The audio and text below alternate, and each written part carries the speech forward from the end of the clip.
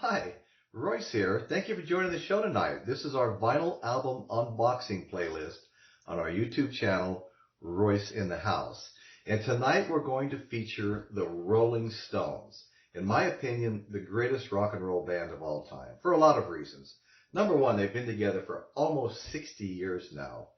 And I don't know of anybody else with that kind of longevity as far as a rock and roll band is concerned. So we're going to start unboxing Rolling Stones albums. But before we do that, I'm going to unbox something a little bit different. And I'll explain why I'm doing this later. But let's get right to it.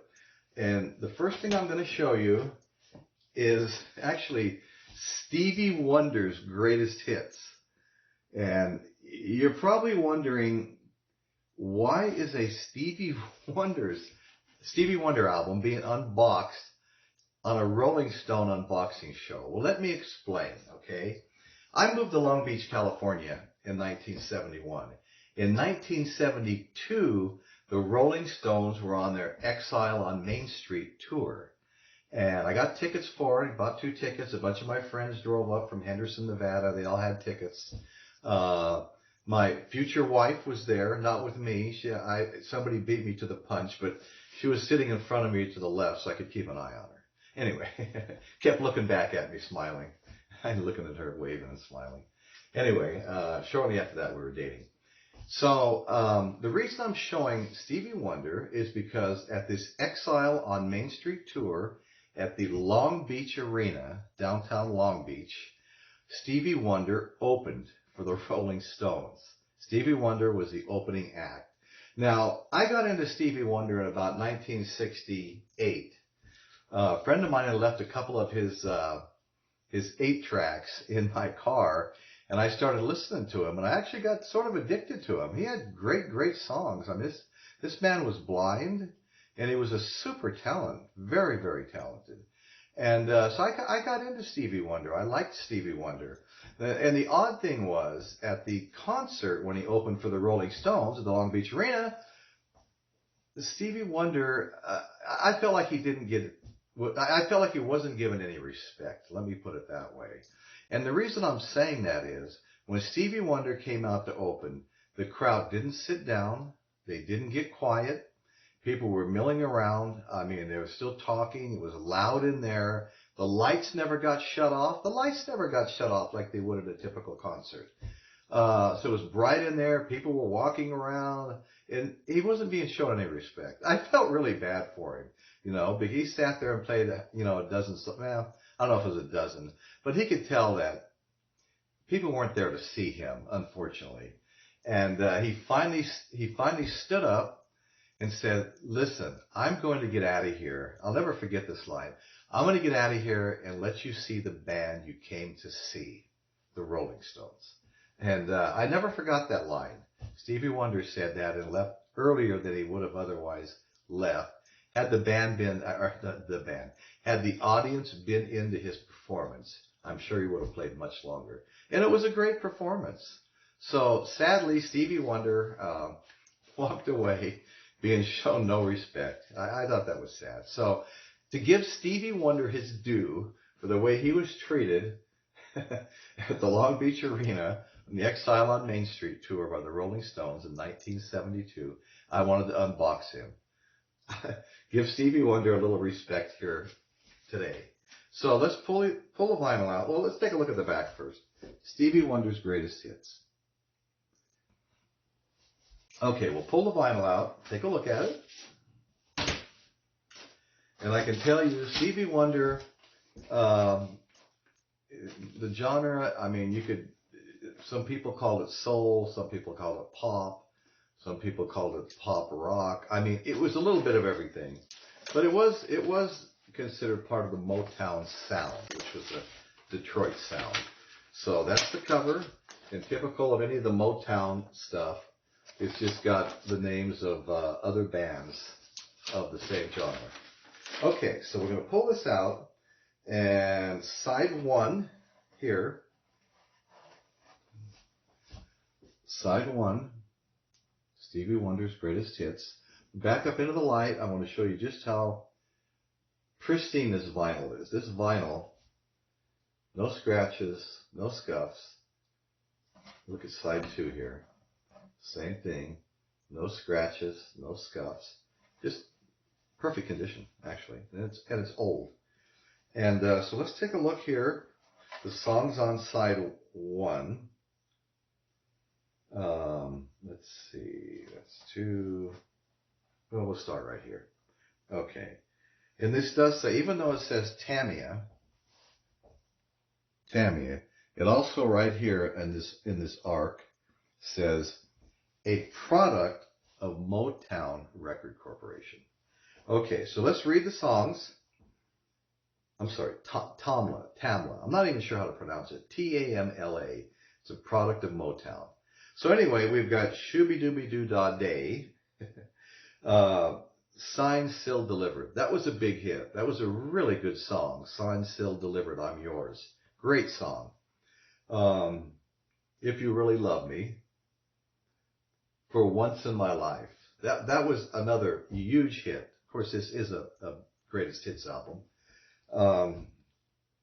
We Can Work It Out, written by John Lennon and Paul McCartney. You Met Your Match. Okay, let's look at the other side. Never Had a Dream Come True. Yester Me, Yester You, Yesterday. That was also a big hit. I remember really liking that song too. My Cherie Amour. That was a great song. Never Dreamed You'd Leave in Summer. Never Dreamed You'd Leave in Summer. Okay. Traveling Man, and Heaven Help Us All. So that's Stevie Wonder. And again, I had to show this only because he opened for the Stones at the Long Beach Arena in 1972. Once again, the Exile on Main Street tour, and was shown no respect. And that was sad, because Stevie Wonder was an amazing talent. Okay, so let me put this away real quick, and we'll get to, once again, the band you came to see, the Rolling Stones. Kind of sound like Stevie Wonder at the concert, the band you came to see, the Rolling Stones. Okay, we got some nice Stones albums here.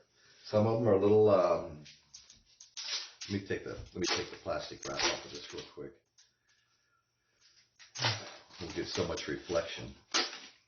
Okay, this is called the Rolling Stones Black and Blue. The Rolling Stones Black and Blue. Okay. And it's a gatefold. I love the gatefolds. You always get a little extra with them. And an interesting thing is, if you look at this, Mick's face is cut in half by the hinge on the gatefold. I thought that was kind of funny. Black and Blue by the Rolling Stones. Okay. So let's take a look inside the gatefold.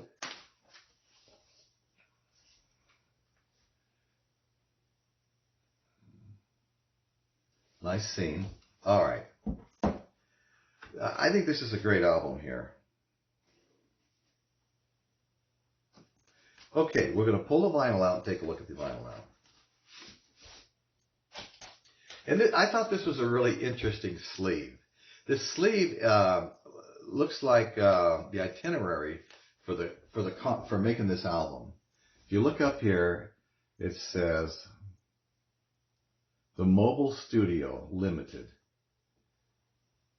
You can see the Rolling Stones' famous logo, tongue hanging out.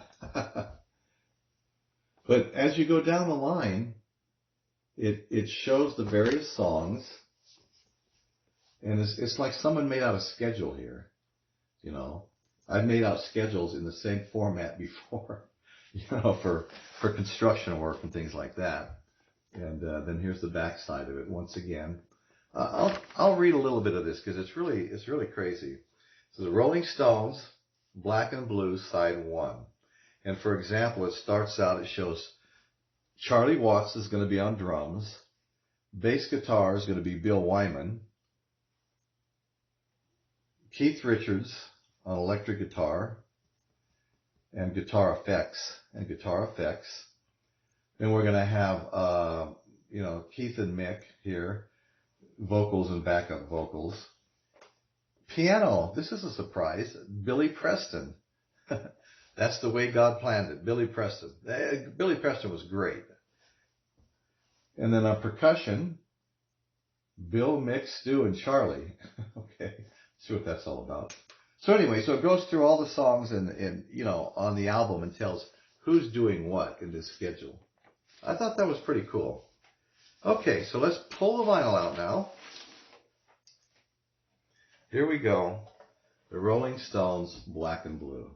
Take a look at that vinyl. Cut pretty label too. But this vinyl, I'm telling you right now, if I hadn't played it myself, I'd say it's never been played. I mean, that's the condition this is in. I've been really fortunate with some of this vinyl because I didn't take the best care for the longest time of the vinyl. I handled it rough, grabbed it like I'd grab a football, and now it's all about respecting the vinyl, fingers on the edges, fingers on the label and the edges. Just doing everything I can to not touch the playing surface. And that's what you have to do to have vinyl that looks like this after so many years, And the Rolling Stones have been together for going on 60 years. That's a hell of a long time. Okay, so let's read side one. Some good songs on here. Hot Stuff. Hands of Fate, Cherry O Baby, Memory Hotel. That's side one. Then we've got side two, Hey Negrita, Melody. Now this next one I really love, Fool to Cry. Daddy, You're a Fool to Cry. I love that song. I've played that song over and over and over again. Just put it on repeat and keep listening to it. Fool to Cry. That's it. If you haven't heard Fool to Cry, you need to go hear it. It's a fantastic song. Really a good song. And then Crazy Mama. So that's the Rolling Stones, Black and Blue. And when the Rolling Stones were getting started, like 1962, there was actually sort of like two groups came together. You had Brian. Excuse me, I'm trying to put this away while I'm talking. You had Brian Jones, who wound up being a founding member, which incidentally, he was found dead at the bottom of the swimming pool 1 month after he quit the Rolling Stones in 1969. Very sad. He was at his house, like girlfriend was there, girlfriend or wife, I'm not sure now. And their contractor that had been working on his house and a female guest of his, they were all at the house together. And Wyman went out to get in the Brian Jones went out to get in the swimming pool, and they came back out and found him laying at the bottom of the pool. And nobody really knows what happened.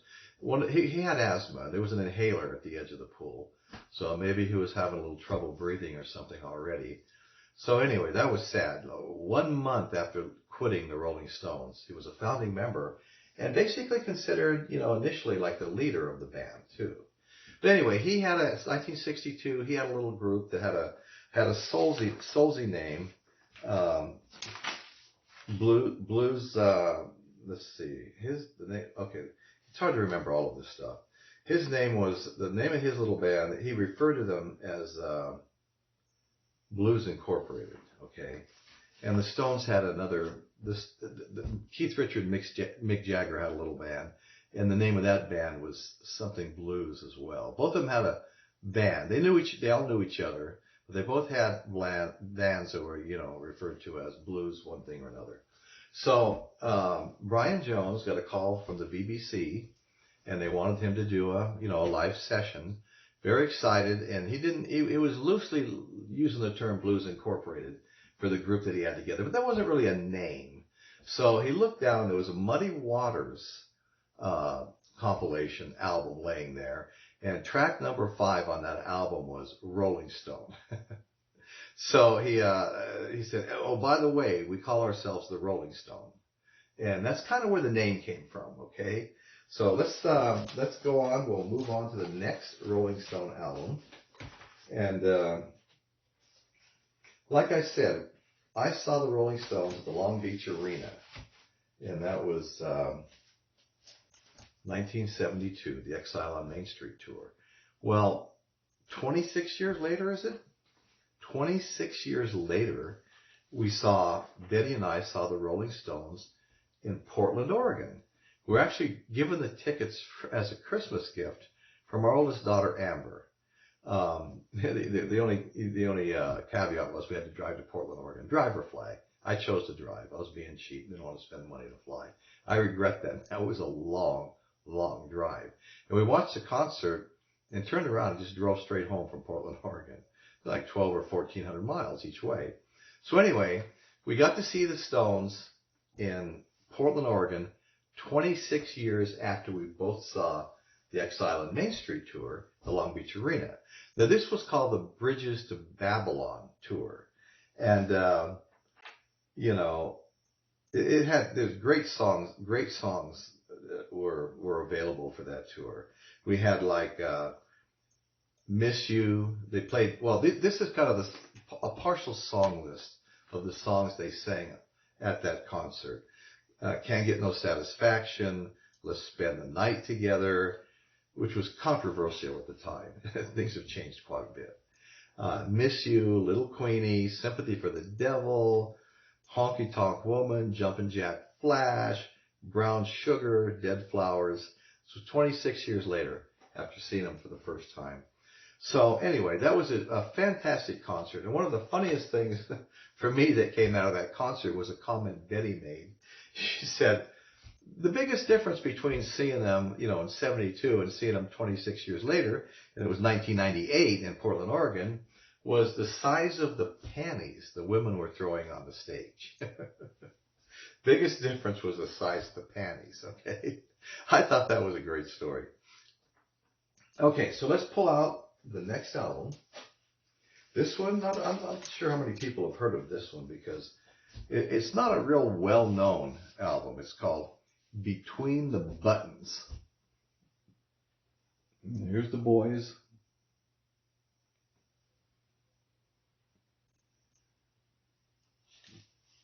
And if you look right here in this little circle, it says Between the Buttons.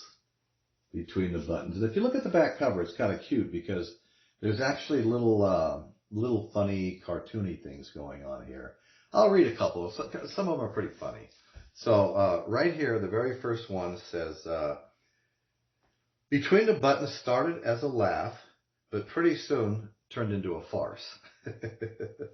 It shows an audience there at a concert, a Rolling Stones concert, chanting, "We want the Stones. We want the Stones." Okay, let's see what this one says. Between the Buttons at best did fit, and so to prove it, have they sit.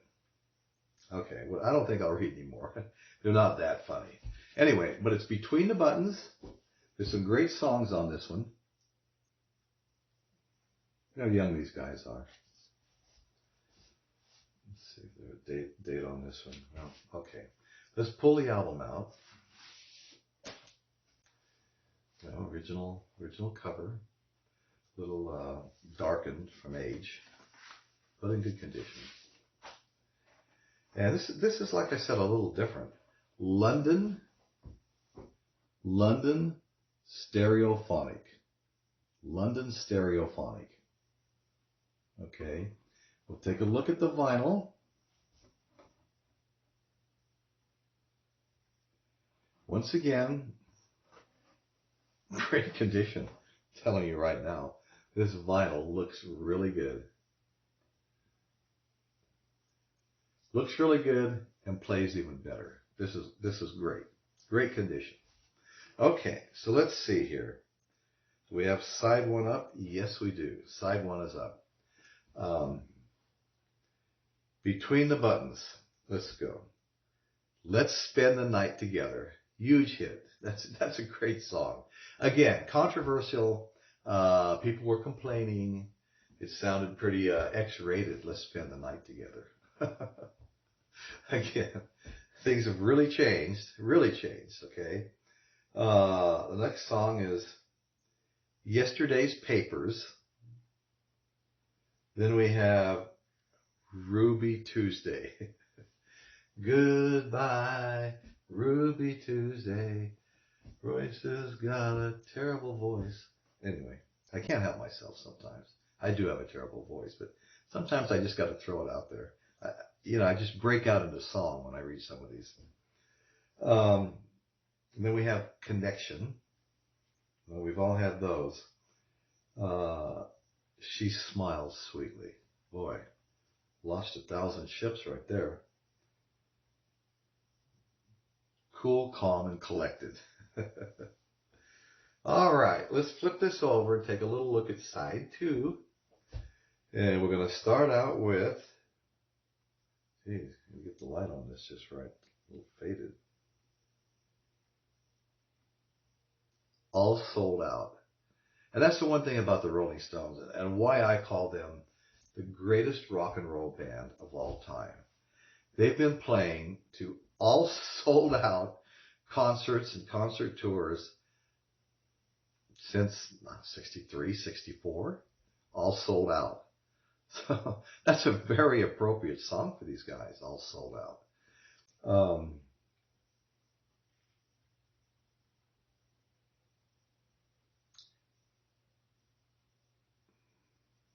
Well, it looks like I may have to get a little help here.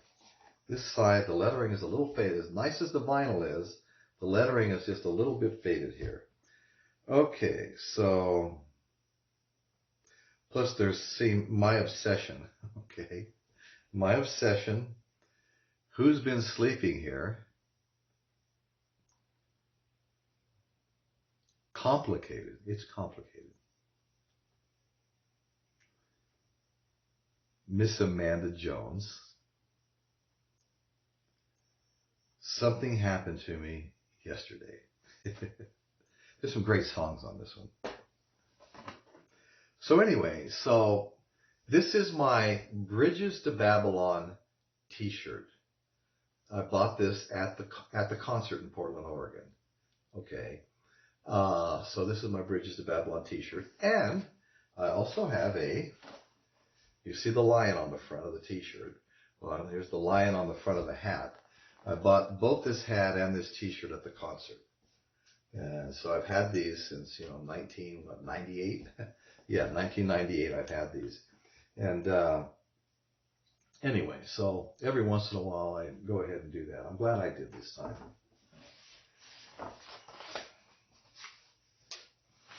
We'll put this away. Now the next album is huge. I mean, there will not be a song you don't recognize on this next album. So anyway, like to hear from you in the chat and in the comments during the show. What was your favorite Rolling Stones album? And what are some of your favorite Rolling Stones songs? There's so many good ones. I mean, we're talking close to 60 years of making music. And that's tough to beat, A lot of the acts that have been around for a while. We've got the fairgrounds, just 10 miles, to the north of us in Paso Robles Fairgrounds. And they have big shows out there. I mean, I've seen so many big shows out there. I mean, everybody comes. I mean, they get major headliners. And then they also have what they call the free shows. There's 3 or 4 small stages, small venues where the shows are free. You just walk in and watch them. And a lot of the bands that used to be really big, you wind up finding them doing free shows. Peter Frampton is a perfect example. I saw Peter Frampton as a free show. And at one time, I'm sure he was selling out, concert halls, auditoriums, stadiums, whatever. But he was there as a free show. So a lot of these bands that were big at one time wound up as the free shows. And when I say free, it didn't cost anything to watch them.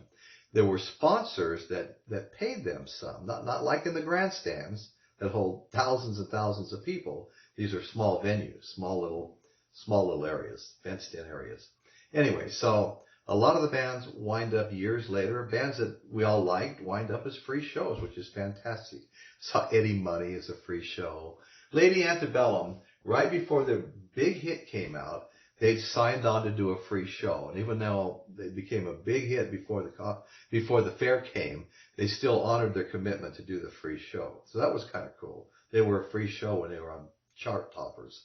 So anyway, I saw a lot of people there, and it's North County. It's kind of a rural area. We do get a lot of country music, a lot of Western acts, and all good though. I mean, I saw Alabama there 3 times. If they came back now, they'd probably be a free show. But this is when they were on top. Alabama was on top, and everybody came. I mean, Earl Thomas Conley. Oh God, just every band, country band you can possibly think of. They always chased the country bands down, and then filled in with some rock. But it was always country strong at the Paso Robles Fairgrounds.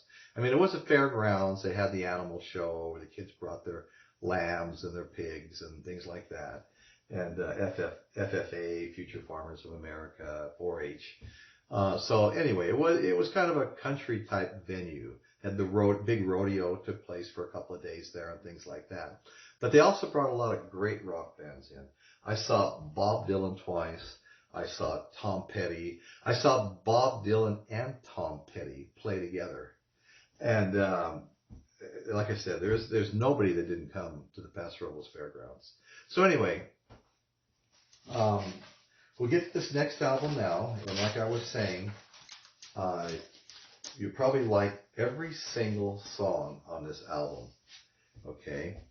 And this album is, I'll take the plastic sleeve off so it doesn't get glare all over it.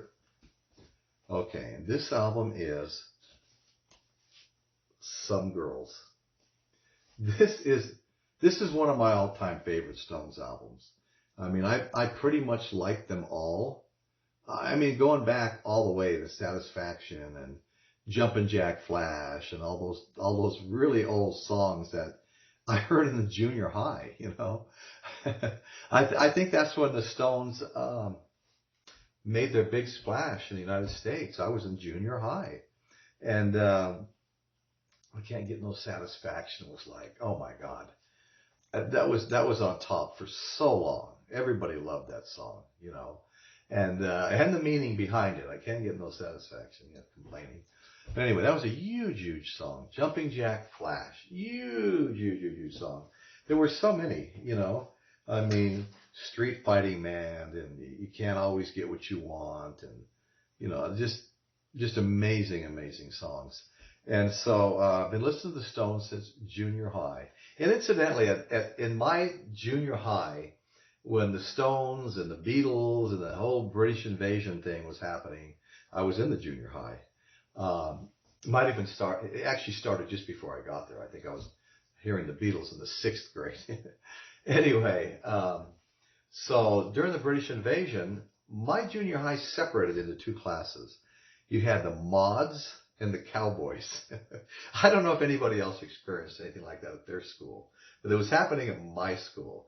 And the mods, you'd have guys with purple shirts, but white collars and white cuffs, or maybe polka dotted shirts with white collars and white cuffs. And the cowboys wore these sheep herder jackets with fur around the corner, big warm jackets, and wore these rough out boots. whereas the mods were wearing Beatle boots and stuff like that. So we had the school divided up. We're all still friends. There wasn't a real rivalry, but you either chose the mods or the cowboys. So anyway, so this is Some Girls. We'll get back to the unboxing now. And this is just a fantastic album. And it's also a fantastic cover too. If you look at, let me move a little closer here. When you look at the front cover, these are hairstyles, and they're giving you the price. They're giving you the price for these different, they might be wigs. They're probably wigs. And then same thing down here on all 4 lines. These are like wigs, I guess. You tell what the style number is. They're wash and wear, so yes, they are wigs. So that's kind of an interesting cover. Some Girls. Now, if you turn this, and this contains Miss You, which is a great, great song. Now, what's funny is if you turn this around, now you got advertisement for brasiers, for bras. Here's, you can get this one's $9.99. I guess it's showing the specifications right here. This one's, and each one has a Rolling Stones song above it. This one's, When the Whip Comes Down, Lies. You can get this bra for $7.99. This one's $8.99. Okay, so you got bras for sale on one side and wigs for sale on the other. Okay, let me pull I want to pull the plastic off.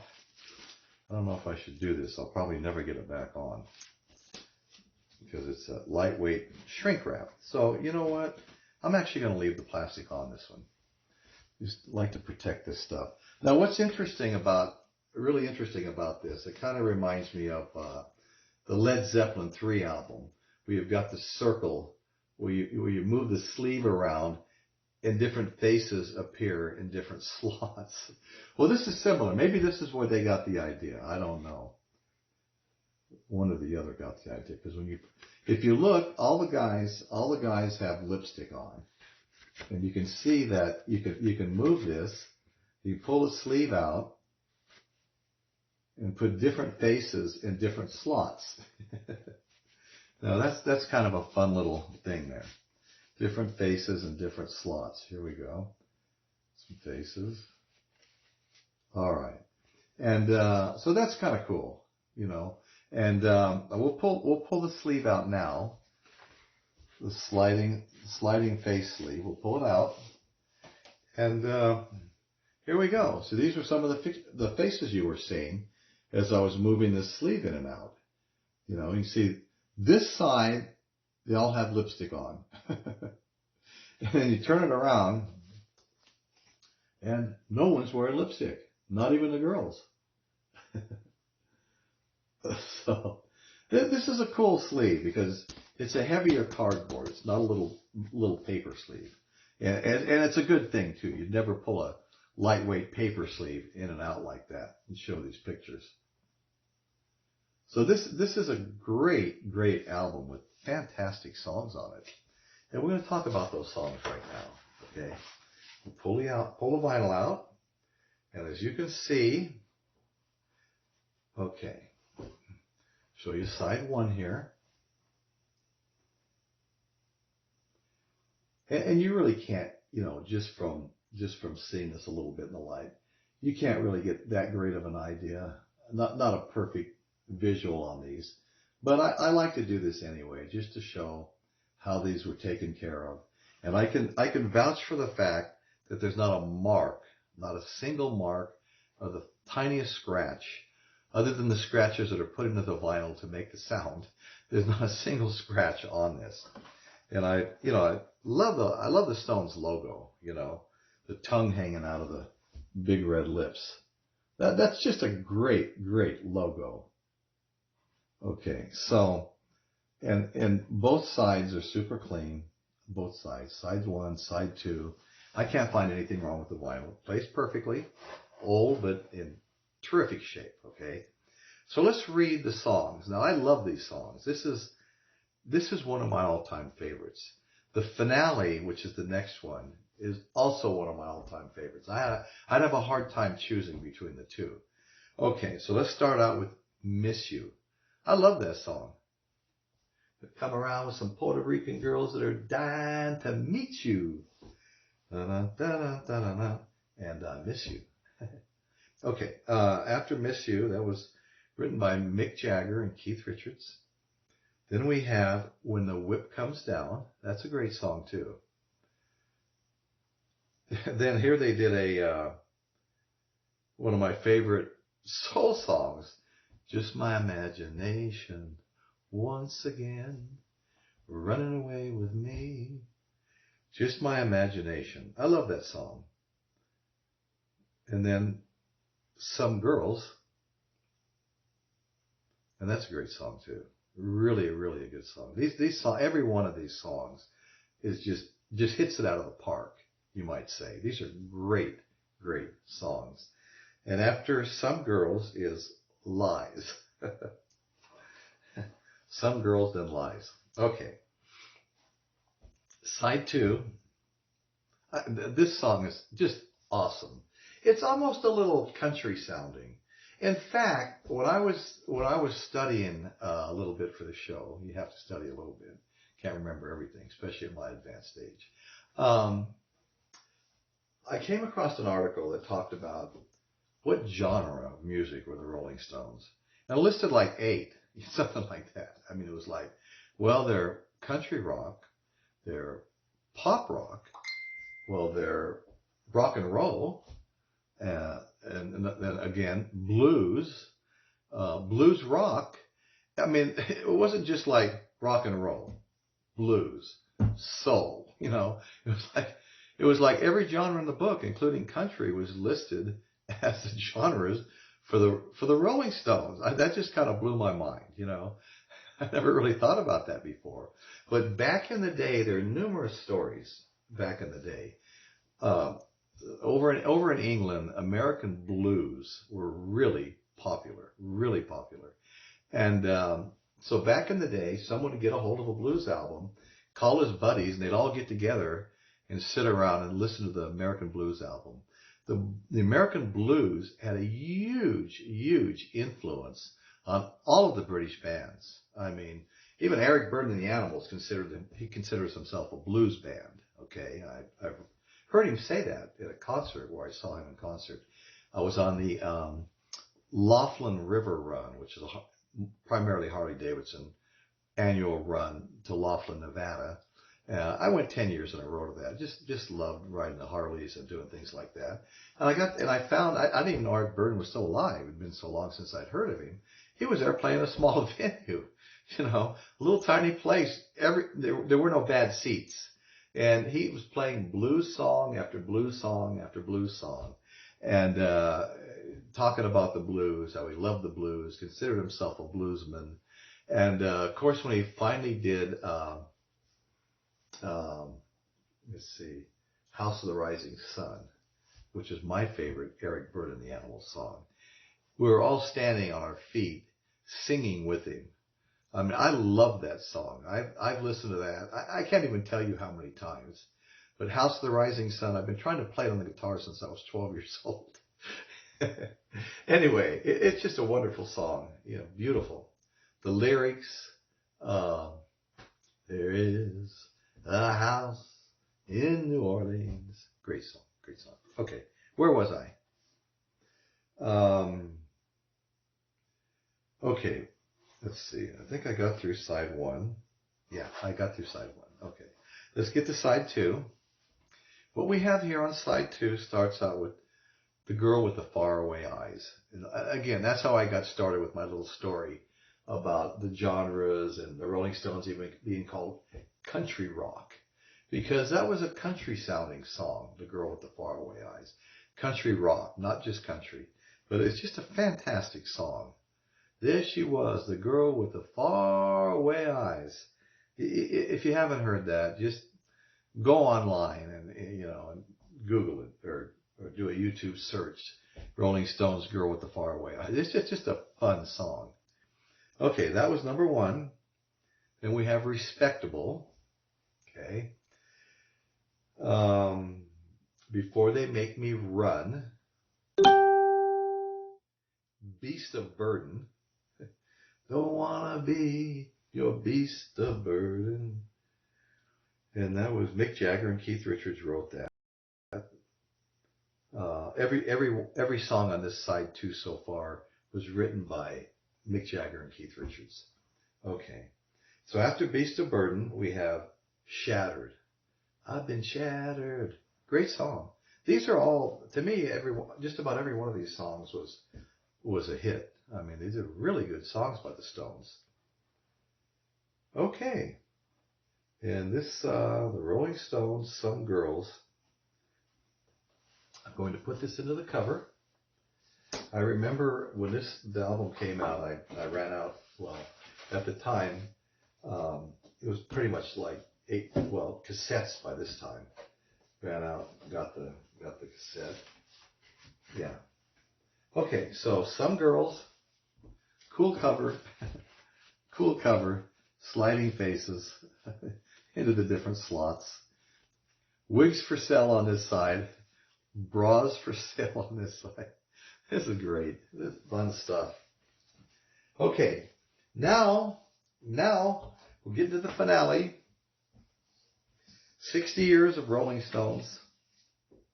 Still going strong. Let's see, when was it? Okay, here it is. Okay, a couple of years ago, the Stones were starting a new tour, the No Filter? Yeah, No Filter Tour, 2020. The Rolling Stones had their No Filter Tour. And as soon as I heard about it, I didn't want to lose out, because every 22 to 25 years, we were seeing the Rolling Stones, and this may have been our last chance ever. They're getting old, we're getting old. So I wanted to make sure I got to see them.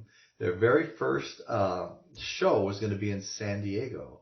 So I got on the phone, I found some tickets, I bought 2 tickets, decent seats, they show you the map of the seating and where the stage is and stuff. And I didn't want to go crazy and spend thousands of dollars. You can spend 8, 10, 12,000 or more on seats at these shows.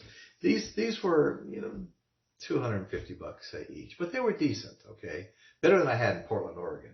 At least in Portland, Oregon, every once in a while at the Bridges to Babylon tour, every once in a while Mick Jagger would turn around and look at us behind the stage and acknowledge us, Anyway, so I got good seats comparatively, and we were all set. We weren't going to drive down there. Betty said, let's just fly. It's cheap, $100 a piece to fly down there. Booked a room for the night. Actually booked, I think, a room for 2 nights. Yeah, that's right.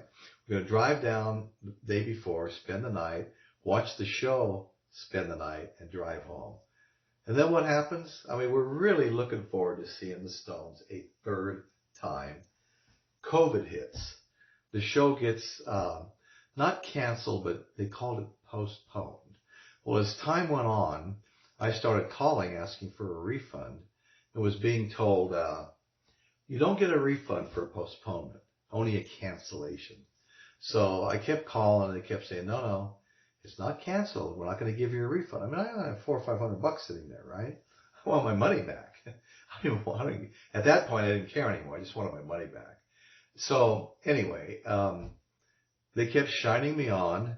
So I had to, go nuclear on them, get my secret weapon out. Betty, my wife. Betty called them and was just ripping their asses. And, the money was redeposited into my account the very next day. So anyway, they still haven't restarted their concert. And if they do, hopefully we'll get tickets and go. So anyway, that would have been our 3rd time. 22 years apart, 26 years apart, 20 years apart. It's kind of the way it goes with the Stones. The band's been going strong for like close to 60 years. So anyway, we're going to unbox this. I have to cut it open. I haven't even played this one yet.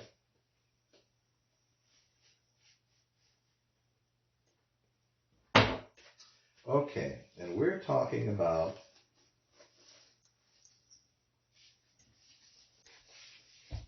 maybe my favorite of all time, Sticky Fingers.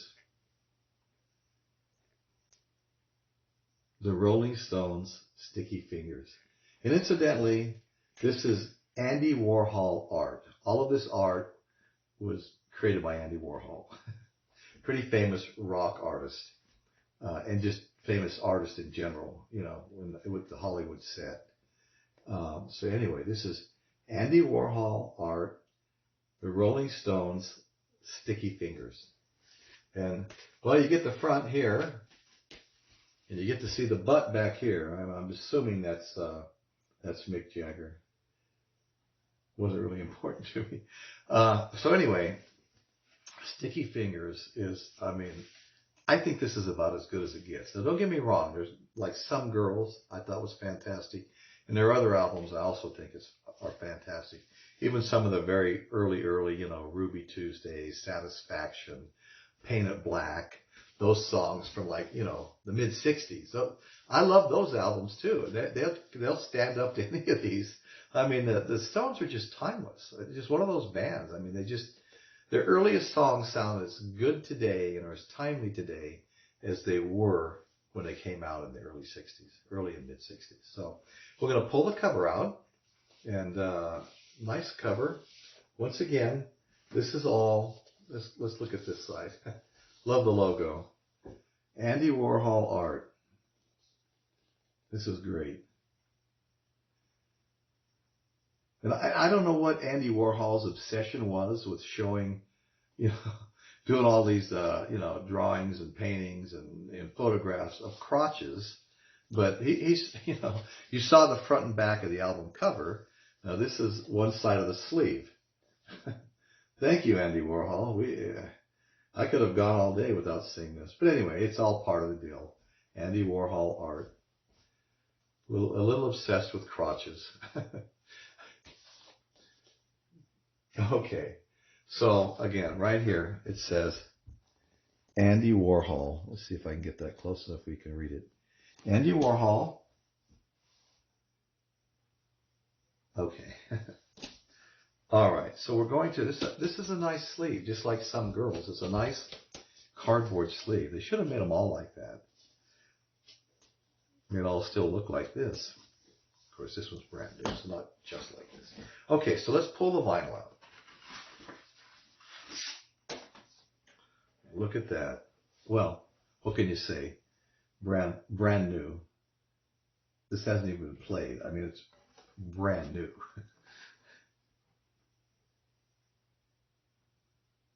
Okay, so let's get right to the songs. And these songs, if you're any kind of a Rolling Stone fan at all, you're going to recognize every single one of these songs. Okay, the Rolling Stones' Sticky Fingers. All right. And song number 1 is Brown Sugar. What a great song. Oh my God. Brown Sugar. Fantastic song. If I'm not mistaken, there's just an excellent saxophone solo on Brown Sugar. And I love saxophone music. I bought a sax once and tried to learn how to play it. And, well, I failed. I failed and I practically had to give it away because I didn't know what I was doing when I bought it. If somebody called me up wanting to see it that knew, saxophones, and he'd hit certain notes and it would just squeal because it was screwed up. Anyway. Okay, so Brown Sugar was song number 1. Sway, great song. This could be my favorite of all time. My wife's and I, and some of my daughters, everybody loved this song. I'll just read the name of it. Okay. Wild Horses. Wild horses. We'll ride them someday. Childhood living is easy to do. The things that I wanted, or you wanted, I bought them for you. Whatever. Okay. So, Wild Horses. As good as it gets. Wild Horses as a song, in my opinion, I'd like to hear your opinion, but in my opinion, Brown Sugar, Wild Horses, these songs are as good as they come. Any band. Can't You Hear Me Knocking? Good song. You Got to Move. You Gotta Move. That was a good song too. Okay. All right, let's go to side 2. Bitch. Boy. Okay. This is a great song. Sort of haunting sounding, but it's really, really a cool song. I love the song. Sister Morphine. That is a great, great song. Sister Morphine. Dead Flowers. Send me dead flowers. Dead Flowers is also, again, I mean, it's right up there with the rest of the songs on this album. Great songs. Moonlight Mile. What a cool song. Very mellow. Just a really cool song. It's just really, really fun to listen to. Moonlight Mile. Okay, that's it. That's it. Sticky Fingers by the Rolling Stones. And this is one of my favorite albums with some of my favorite songs. I have a lot of favorites with the Rolling Stones. They've made So much good music. And we'll probably do another unboxing down the road, a kind of a part two of the Rolling Stones. And we'll probably do the same thing with the Beatles, maybe even with the Beach Boys, because there is such a body of work out there. I mean, these bands have released so much. You can't cover it all unless you're going to spend 5 hours unboxing. So that's it. That's our show for tonight. And we hope you enjoyed it. And we had a good time presenting it. And the Rolling Stones are, all-time favorites, timeless. You never get tired of seeing them. I hope to see them again in concert. I really enjoyed the concerts I went to, even if I was behind the stage on one of them up in Portland, Oregon. It was actually still a pretty decent view. It was a little bit side stage, a little bit more side rear stage, but you still saw them, and they were turning around and looking up and stuff like that. I'm really not complaining. It's just all part of your life's experiences, and I have fun with it. And we thank you for joining the show. If you enjoyed any part of it, hit the thumbs up button for us. Helps us out. And make some comments. There's comments. Join the chat. Introduce yourself. Tell us about your experience with the Rolling Stones, things that have happened. Tell us about things that have happened while during what different songs remind you of periods of your life. What songs remind you of what period of your life? I mean, just come on, join the fun. Just come right in and participate. Okay, where did my little remote shut-off go? I don't really know. I guess I'll have to shut it off. I found it. All right. So Rolling Stones unboxing, and that's what's going on in Royce's world today. Thank you very much for joining us. And look forward to doing another one next week. There's Saturdays, 7 p.m., and we're just unboxing all the different great bands and trying to have fun doing it. And your participation will add to that. Again, that's what's going on in Royce's world today. Thank you for joining us. Okay, remote.